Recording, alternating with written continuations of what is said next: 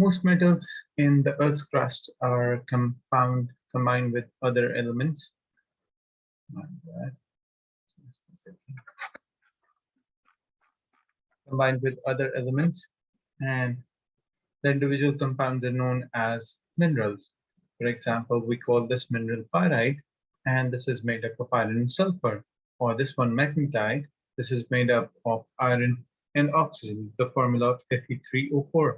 So yeah, there would be name of the minerals and there would be their specific composition. And we are supposed to extract the pure metal out of it and convert that metal for our own use.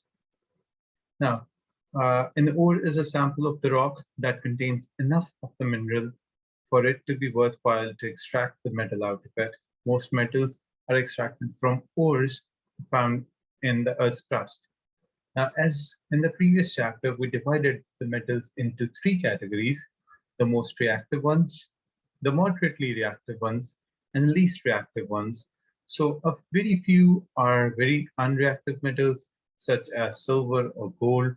They're found in native states, which means they exist in the uncombined elemental form, and we can easily use them after digging them out. Silver and copper are sometimes also found in native, so although that is much more rare than gold. Now moving on to the part of extraction of metal, many ores contain either oxides or compounds that can be easily converted into oxides, such as sulfides. Now sulfides can be easily converted into oxide by heating it in air. What happens is that the sulfide reacts with oxygen in the air. It forms the metal oxide as well as the non-metal oxide. And of course, the non-metal oxide is going to be sulfur dioxide. So whatever metal there is, let's take the example of zinc blende, which is actually zinc sulfide. Upon reacting with oxygen, it would be converted into zinc oxide and sulfur dioxide. This process is specifically known as roasting because we heat it up a lot in the air until it turns almost red. So we use the word roasting for this purpose. The previous papers have questions like with different unseen ores, such as galena, or we call it lead sulfide. So in case of a different ore, you're supposed to go with the same reaction, right? You're supposed to rewrite the equation with oxygen, which converts it into the lead oxide, PbO2, and also sulfur dioxide, which would be SO2. Go ahead, balance the equation. And this kind of question is pretty common in IGCSE. So just put a 2 over here, and there you go, you have the equation. So yeah, it's not just zinc sulfide that we go roasting with. We will go do roasting for other sulfides of other compound ores as well. Okay, shall we move on? Yeah. Okay, and let me clear it up. Just a quick second.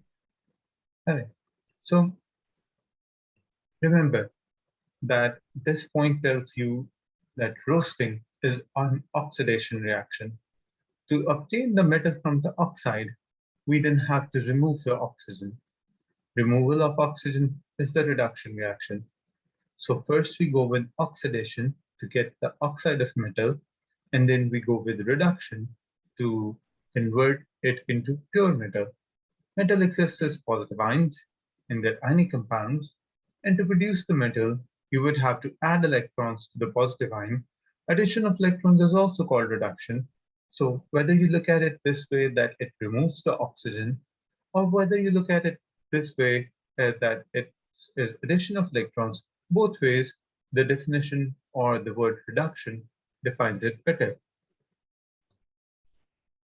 Methods of extraction and reactivity series. Now, as soon as we take the entire reactivity series and we talk about the methods of extraction, let me tell you there are three different methods, or two different methods sometimes, and we divide the whole reactivity series according to those methods. Let's first consider the factors upon which those methods depend. How a metal is extracted actually depends to a large extent on the position in the reactivity series. From that we mean if it's on the top, it's just really reactive, and we need to choose a method in which it cannot react with anything else. Or if it's at the bottom of the reactivity series, it's least reactive, we probably don't have to do much. As it's least reactive, it won't react with other materials around it. A manufacturer obviously wants to use the cheapest possible method of extracting the metal from an ore. There are two economic factors that we take in account. The first one is the cost of the energy, and the second one is the cost of the reducing agent. So let's discuss both in detail. So that's the reactivity series. You would find that the top part of the reactivity series are 5 elements. We call them the most reactive ones. And then comes the non-metal carbon. And then there is the middle part of the reactivity series in which we have moderately reactive elements. Now, metals below carbon in the reactivity series. For a metal that is below carbon in the reactivity series, cheapest method of reducing the ore is often to heat it with carbon, as carbon is more reactive than zinc or iron or copper or tin or lead.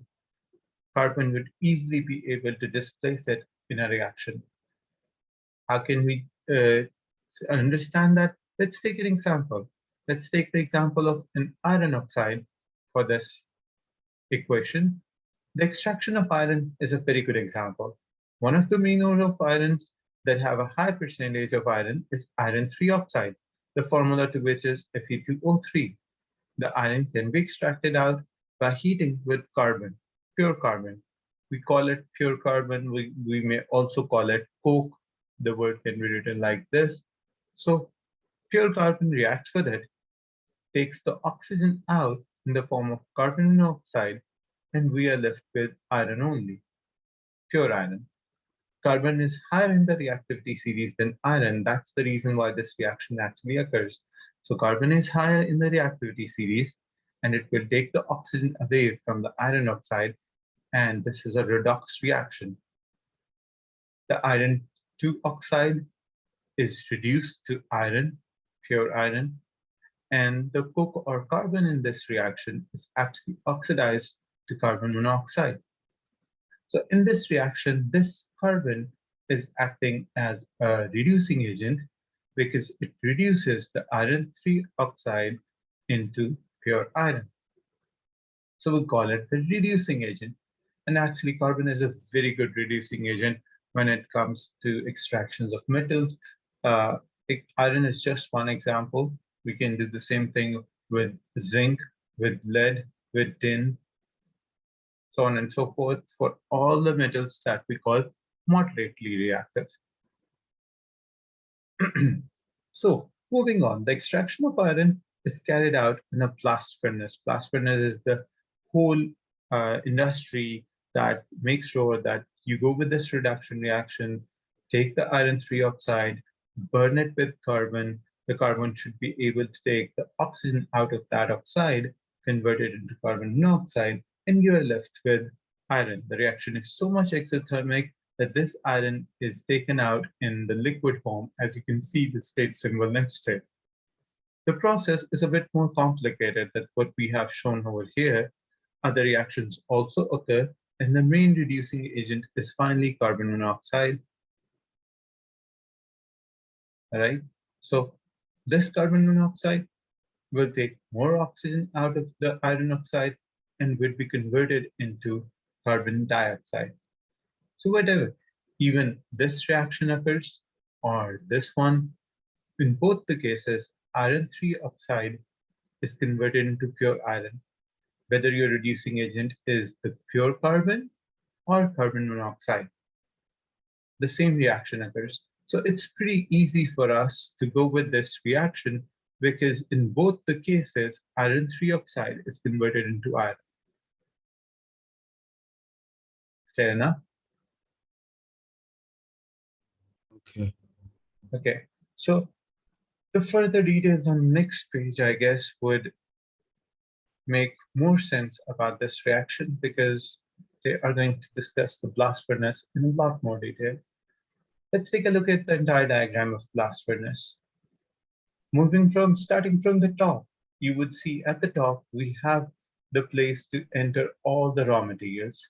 The raw materials are the iron ore, which we have consistently been calling iron 3 oxide, the formula to which is Fe2O3. We also add coke to it. As I explained, this is just pure carbon. And we're going to add limestone to it. Limestone has a separate purpose and actually helps us with taking the impurities out. We'll discuss how this helps with the impurities.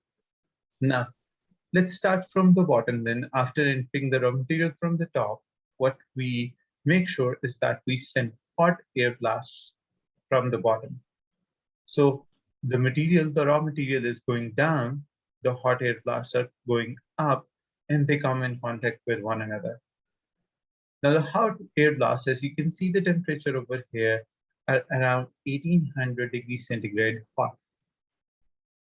But as soon as they come in contact with the raw materials, they react with one another, and over the course of this entire blast furnace, as soon as we reach the top, the temperature goes down all the way to 400 degrees centigrade. There are other parts to this blast furnace. For example, right now, this hot air blast portion, we have the portion where we have the molten slag, this one, the brown portion. This is molten slag. Slag are all the impurities combined that we take out of the system so that we can get molten iron at the bottom. There is a tap hole to get molten iron, and there's the tap hole to get molten slag. These two stay in different layers because they have entirely different densities. And I hope you remember when we studied densities, we used to say the word that densities are actually, if there are two different liquids and they have different densities, they'll form different layers in any container. The one on the top should be of the lower density, and the one at the bottom should be of higher density. So in this case, actually, molten iron has the higher density, all right? And the Yeah. molten slag has the lower density. So the slag stays on top without mixing into molten iron, which stays at the bottom. Remember, the entire blast furnace is made out of steel that is lined with heat resistance brick so that it can resist the heat that goes as high as around 1800 degrees centigrade. There are a lot of waste gases produced in a system, which we have the outlet at the top so that hot waste gases can be released to the top. But this is just the diagram. We need to understand that at which level, what kind of the chemical reaction is occurring. So let's proceed with the chemical reactions to understand the entire chemistry. Let's move on. Just a second. What what if the high density substance is placed over the lower density one? No, actually, we don't try to place them by ourselves. They automatically, on the basis of density, separate them. If we are going to place them by ourselves, we'll need to expend energy, which is going to cost a lot. If we allow them to separate on their own, it would be no cost to us. The process would occur almost spontaneously all by itself. Okay. So we let them separate on their own densities. We do not interfere because that's easier for us. That's actually costless for us. All right. Yeah.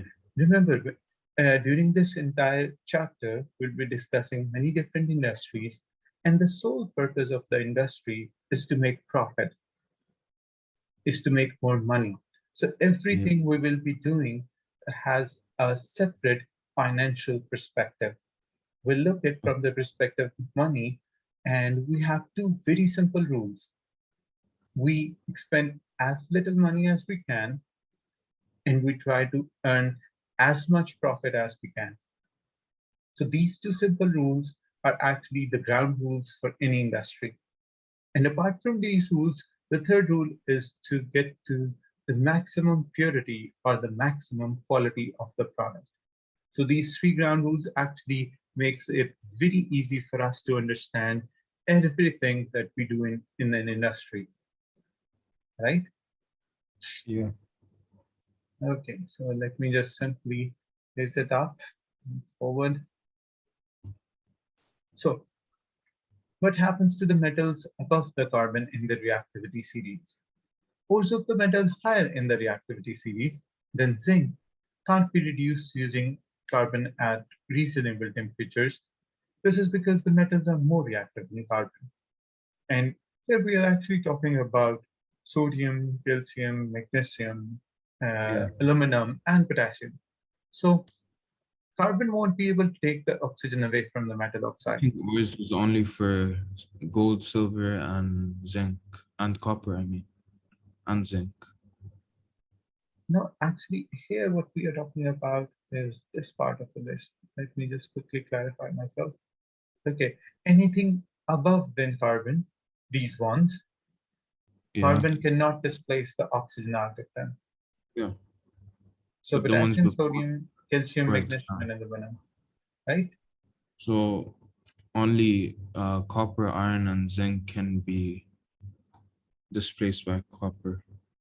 I Carbon, mean, carbon. right, right, right, you are. So metals above zinc are usually produced by electrolysis. What we do is that we use the compounds in molten form, melt them up by reaching their melting point, and we use the electrolysis process to extract the metal or the nonmetal out. For example, in case of aluminum, it is extracted by the electrolysis of aluminum oxide, and that's actually basically the most occurring ore of aluminum in the Earth's crust. And we take the molten salt and we actually infuse another salt, cryolite. Now, we use cryolite because cryolite is somewhat different. Let me explain. Cryolite, as per its name, is actually sodium aluminum fluoride.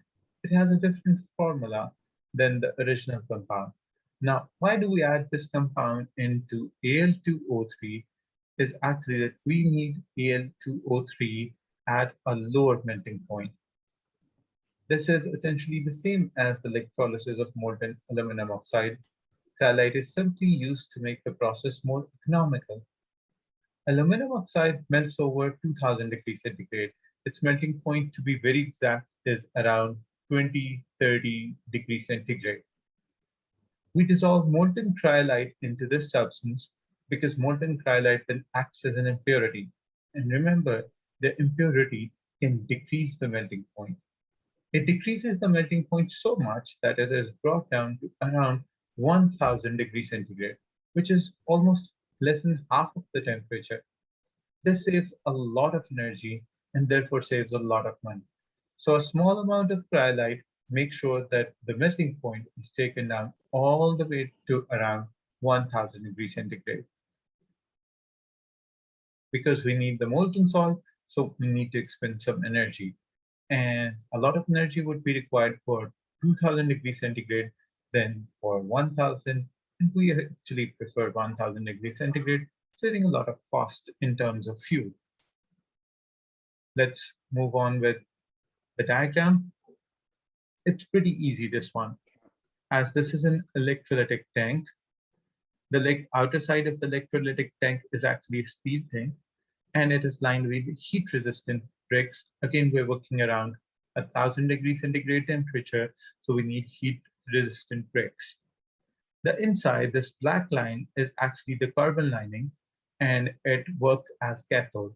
By carbon, what we mean here is that it's actually graphite. All right, we are using the word carbon, but it's actually made up of graphite. Now, the solution of aluminum oxide is present in molten cryolite over here. When we start turn the battery on and we have negative end connected to this carbon lining, and the anodes are also made up of graphite so that they can conduct electricity, and we connect the anodes to the positive end of the battery.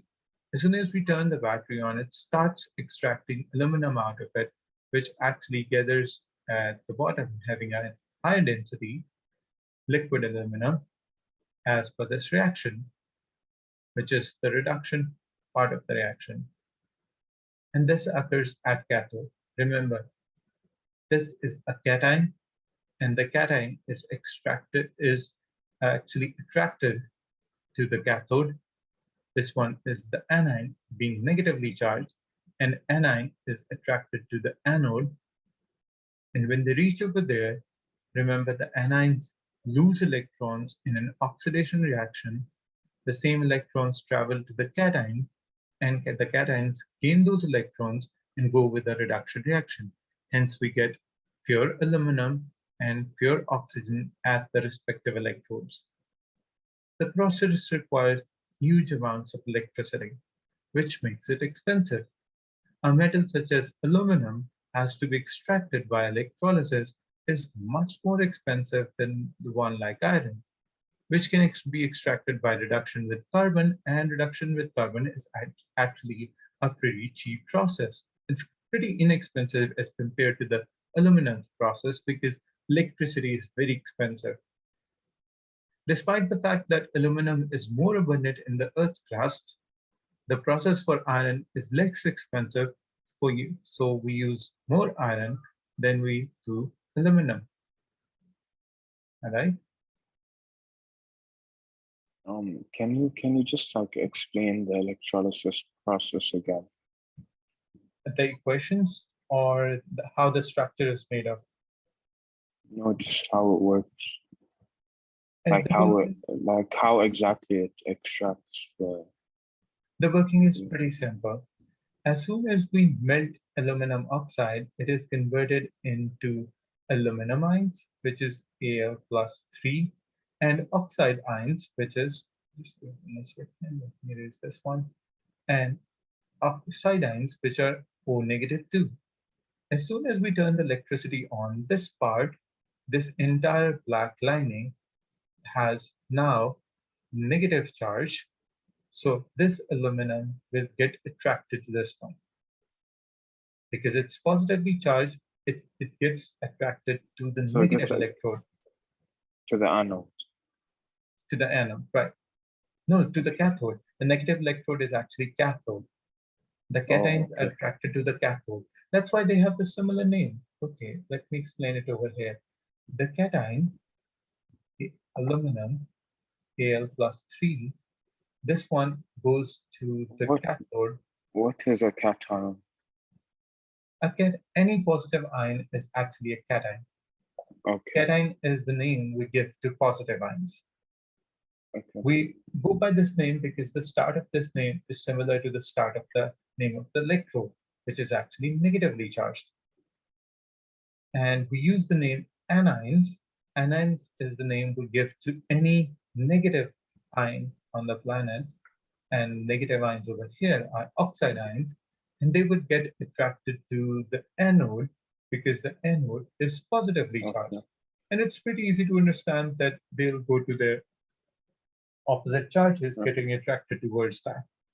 So yeah, any oxide ions will get attracted to these anode bars that are made out of graphite and hanging in the electrolytic cell, and any positive ions would get attracted to the bottom or to the sides, which are negatively charged.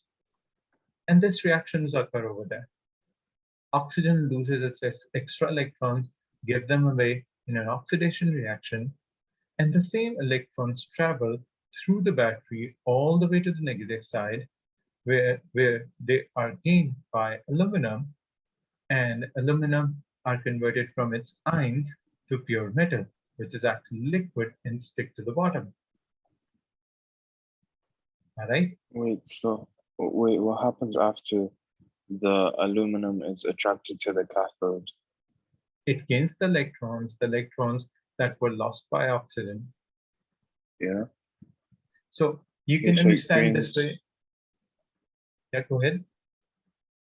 It gains 3 electrons, how?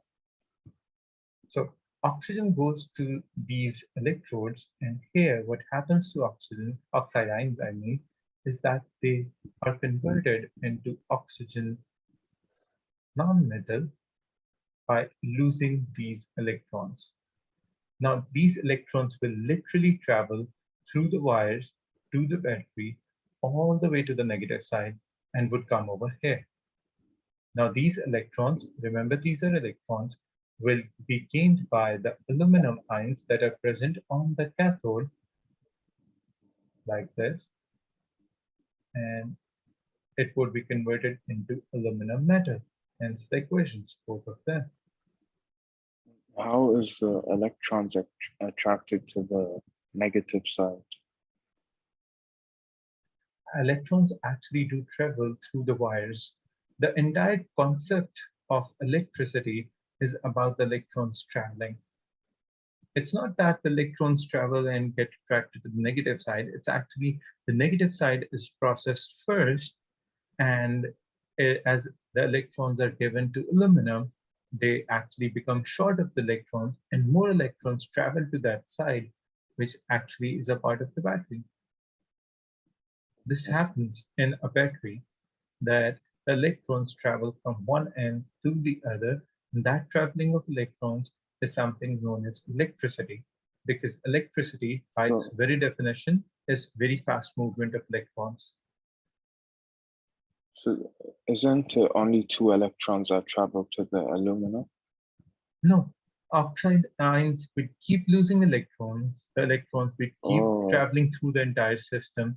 So we'll keep getting oxygen from this reaction and aluminum from this reaction, unless all of this solution has been converted into pure aluminum and oxygen. So the level goes down and down, and there comes a time when the solution will be completely eliminated and is converted into aluminum, and oxygen actually bubbles out of the system and gas goes out of the system. So after some time, the final product liquid goes down. And the final the product that's left is aluminum only. Aluminum, yeah. Though we can collect the oxygen from the system, but we are unable to do so because at this high temperature, 1000 degrees centigrade, actually oxygen reacts with these anodes.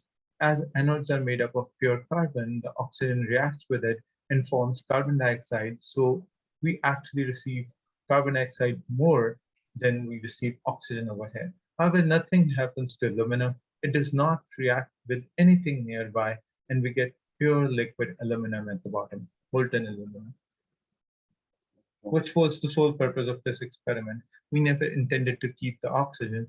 We were only interested in the aluminum. Yeah. Okay, but so the oxygen keeps on losing electrons until the aluminum has enough to fill its outer shell, yeah? And then it's pure aluminum, but the oxygen is then missing 1 electron to fill up and to be pure.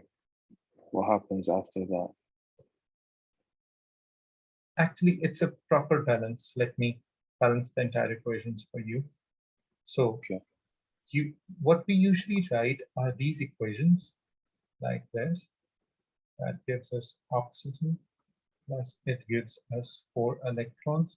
But this equation doesn't actually balances with one another. So what we do is that we take both of these equations. Let me write the second one quickly.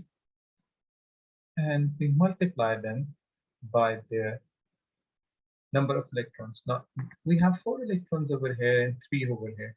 What we do is that we multiply this entire equation by 3, by this number, and we'll multiply this entire equation by 4, which is actually this number. So the entire equations will balance one another. So the number of electrons coming from oxygen and the number of electrons gained by aluminum becomes exactly equal. So this entire process keeps going on till there are some aluminum ions left to gain the electrons. There are always some oxide ions to lose the electrons to them. Because if we break aluminum and oxygen up from its formula, you would get to see that there are more oxide ions than the aluminum ions, because they would release more electrons, release less electrons, and aluminum need more electrons, as they are already per oxide ion, it's releasing 2 electrons, and per aluminum ion, it actually needs 3 electrons. So in order to balance this imbalancing factor, there are actually 3 oxygen atoms and 2 aluminum atoms in one formula. So if you take a look at it, this actually balances with one another. So if 3 oxygen atoms are losing 2 electrons each, that makes a total of 6 electrons. And if there are 2 aluminum atoms gaining 3 electrons each, they are gaining a total of 6 electrons. So this entire thing balances, which we actually balance in this equation by 12 and 12 electrons. All right. If you multiply these equations by 3 and 4 respectively, you're going to balance them out with 12 and 12 electrons, which basically answers your question. What are Right. possible exam style questions for this process? Do you know any specific ones? There are many questions about this process which has been considered in past paper. To start with, the structure of the system, there can be questions. What is the cathode made up of, or anode made up of, or where do they lie, in which form? Why do we They're all use made of light? graphite. Why do you use graphite for the lining? Oh, actually, graphite is inert. First, we use it because it's inert. It's mostly unreactive with most of the elements. However, there is an exception working over here that it reacts with oxygen. That's because of this high temperature. The second is that it's most easily available. And last but not the least is that it's actually inexpensive.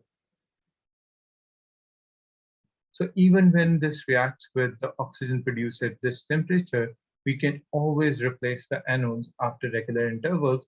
And due to these 3 factors, we choose graphite for the electrodes as a So material it's for the formation. unreactive, inexpensive, and easily accessible.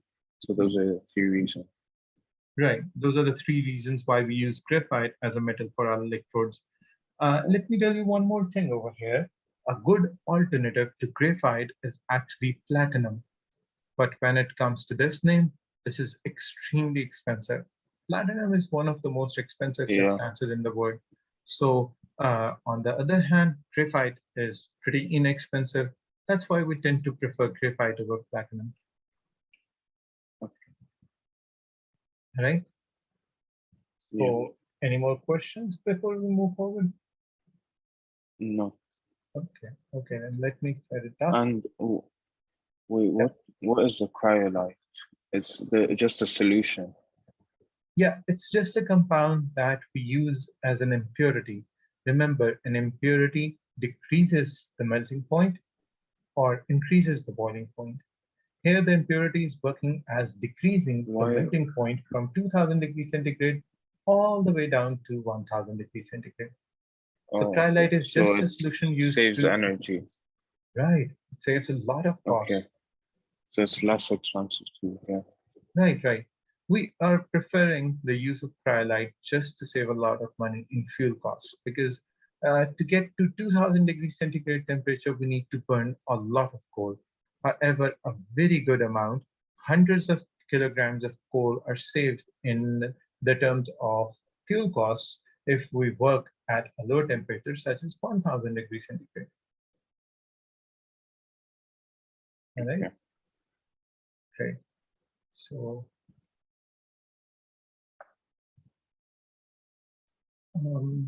some metals, such as titanium, are extracted by heating the compound with a more reactive metal.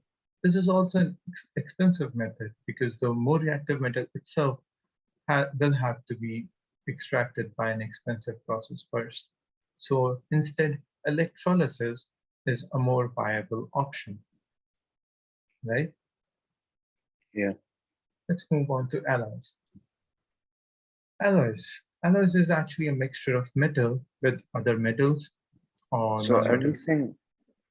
So everything above carbon is just used, is extracted by electrolysis, but below carbon is heating, so roasting.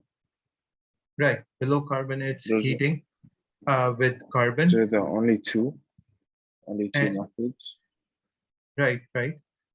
When it comes to silver and gold, maybe sometimes even copper, they're present in native states, so we don't have to work on them much. Yeah, okay.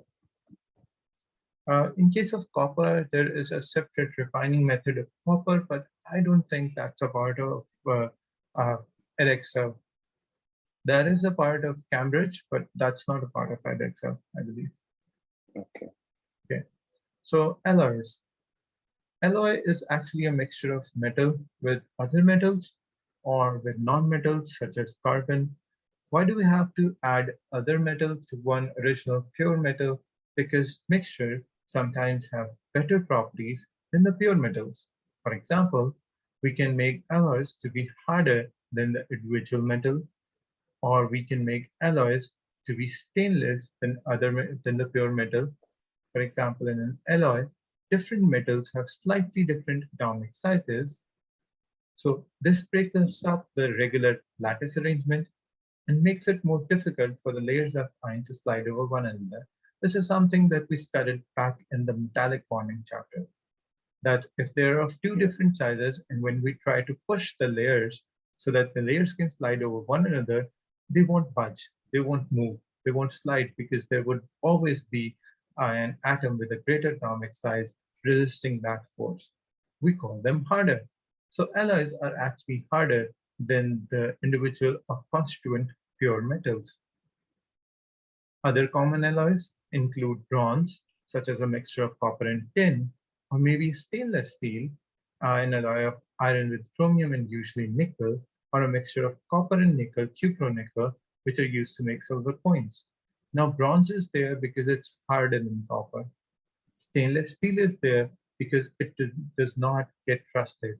As soon as we add chromium to the structure, it gives the property of not getting rusted. And as far as copper and nickel are concerned, they are used to make coins, and coins were supposed to be more attractive than just the copper metal itself, right? So sometimes we're using alloys because alloys have more attractive properties than the pure metal themselves. Remember, a metal consists of a regular lattice of metal ions surrounded by a sea of delocalized electrons. So in these diagrams, you would see the metal ions with plus signs, and you would see small electrons, delocalized electrons, which are actually around the whole structure. They're moving through the structure, in between the structure, and around the structure. Hence the term delocalized. Moving on to the next topic, the properties and uses of some metals. Talking about aluminum, pure aluminum isn't very strong. It actually has a low density.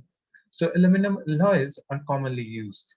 Aluminum can be strengthened by adding other elements such as silicon or copper or magnesium. Aluminum is commonly used for overhead power cables. Aluminum resists corrosion. It has low density. It is a very good conductor of electricity. So the overhead power cables are made out of aluminum, but they are strengthened by a core of steel. By this line, they actually means that the inside core is made out of steel and the outer wire is made out of aluminum. So this is the steel part, which takes care of the strength, and this is the aluminum part of these overhead power cables, which actually conducts the electricity well. So that's how we can work both of the metals together for our own advantage. Moving on, aluminum is also used to make airplanes. That's a very big use of aluminum. Electricity cables, pots, pans, kitchen utensils. It depends on low density and strength when it is alloyed, and its ability to conduct electricity or heat. It also has the ability to resist corrosion, so we use it for this purpose. Aluminum resists corrosion because it has a very thin but very strong layer of aluminum oxide on the surface. This prevents anything else reaching the surface. Let me explain that. If we have a block of aluminum, let's say it's made out of pure aluminum. As soon as the outer air interacts with aluminum, the outer layer of aluminum is going to get rusted. By that we mean it would be converted into its oxide. So the outer, I've made a thick layer, actually a very thin layer is rusted and is converted into its oxide. Now the oxide of aluminum is actually a non-porous material and is very strong. This does not allow the air to contact the inner pure aluminum anymore. So this layer prevents further corrosion. So we say that aluminum resists corrosion as soon as a very thin layer develops on the outer side of the surface, which prevents the entire corrosion process. That's why we are considering aluminum more and more, because it's corrosion resistant. Apart from being a very good electrical conductor or thermal conductor, it has the ability to resist corrosion, which is pretty attractive for humans. Fair enough? Yeah. Okay, let's move on then. Properties and uses of different kinds of steel. Now, there are many kinds of steel, and actually in iron, we add different proportions of carbon and sometimes other metals, like we just studied the stainless steel, which consisted of chromium. An alloy of carbon and iron is actually called steel. There are many types. Let's start with mild steel first. Mild steel is the name given to alloy of iron containing up to about 0.25% of carbon. Now, this very small percentage of carbon may seem small, but it's not useless. This actually makes the entire iron the mild steel form and makes it useful, because the small amount of carbon increases the hardness and the strength of iron. Mild steel is a strong material. We can easily hammer it into various shapes, so it still is malleable. We can draw it into wires, which means it still is ductile. So it is used, among other things, for nails, car bodies, shipbuilding, girders, bridges. The list goes on. Mild steel is used in a lot of parts for vehicles and industry. A disadvantage, however, of mild steel is that it rusts when exposed to oxygen and water. It is also about 3 times denser than aluminum. Some car bodies are made from aluminum. This has the advantage that the car body will not rust.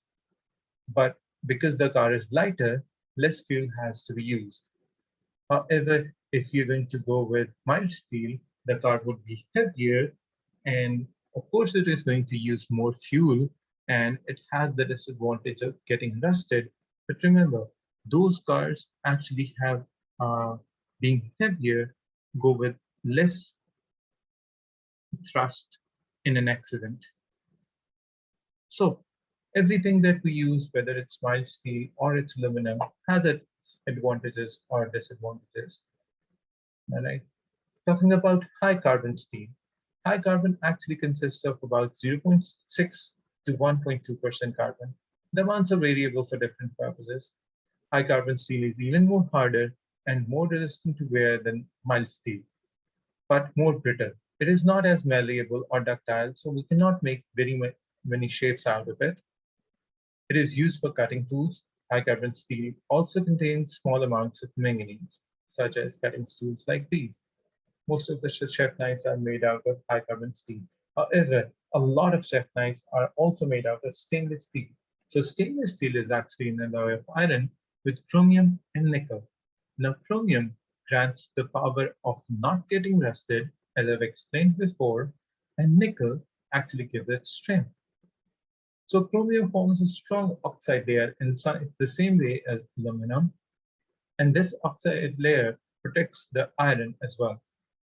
Stainless steel is therefore very resistant to corrosion.